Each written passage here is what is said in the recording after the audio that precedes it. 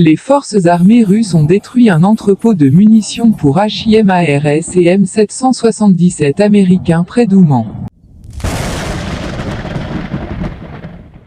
Des missiles de croisière russes ont détruit un entrepôt avec des obus pour les obusiers américains HIMARS, MLRS et M777 dans la région de Tcherkassy, a déclaré le ministère de la Défense aux journalistes. Des armes marines de haute précision à longue portée ont frappé un grand dépôt de munitions près du village d'E'-Youman, dans la région de Tcherkassy. Plus de 300 roquettes pour les systèmes de lance-roquettes multiples HIMARS, ainsi qu'une grande quantité de munitions pour les obusiers américains M777, ont été détruits, indique le rapport.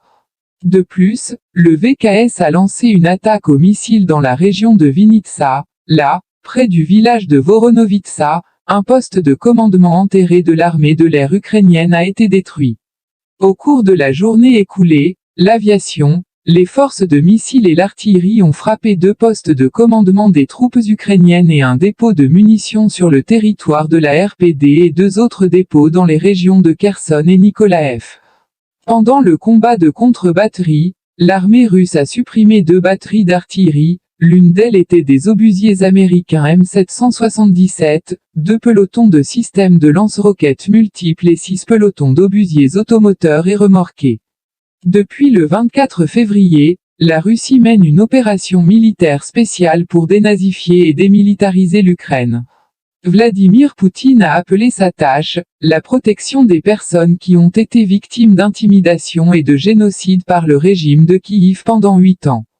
Selon le président, le but ultime de l'opération est la libération du Donbass et la création de conditions garantissant la sécurité de la Russie elle-même.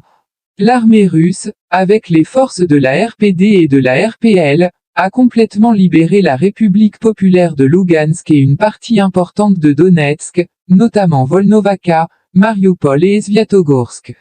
Le mois passé, l'armée russe avait annoncé qu'à la suite d'une frappe de haute précision dans la ville de Kharkov, sur le territoire de l'usine ukrainienne Energy Machine, 2 lanceurs américains de systèmes de lance-roquettes multiples HIMARS ont été détruits. 53 nationalistes ukrainiens et mercenaires étrangers ont également été détruits, a déclaré le document. En outre, jusqu'à 200 personnes et 7 véhicules blindés ont été éliminés par une frappe aérienne au point de déploiement temporaire de la 92e brigade mécanisée des forces armées ukrainiennes dans la région de Kharkov. En juillet, les États-Unis ont annoncé un nouveau programme d'aide militaire à l'Ukraine d'une valeur d'environ 820 millions de dollars. Il comprend des munitions supplémentaires pour le HIMARS MLRS américain, 2 systèmes de missiles anti-aériens norvégiens NASAMS, jusqu'à 150 000 obus d'artillerie et 4 radars de contre-batterie. La semaine dernière, le ministre des Affaires étrangères Sergei Lavrov, lors d'une conversation téléphonique avec le secrétaire d'État américain Antony Blinken, a déclaré que les livraisons d'armes occidentales à l'Ukraine ne faisaient que prolonger le conflit, prolongeant l'agonie du régime de Kiev et multipliant les victimes.